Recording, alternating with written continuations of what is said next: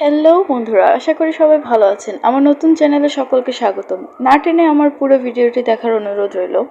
প্রথমে আপনাকে আমার ভিডিওটিতে একটি লাইক দিয়ে পাশে থাকা সাবস্ক্রাইব বাটনে ক্লিক করে বেল আইকনের অল অপশনটি সিলেক্ট করে দিতে হবে।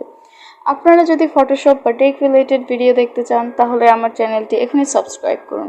সকলকে আমার ভিডিও দেখার জন্য অনেক ধন্যবাদ।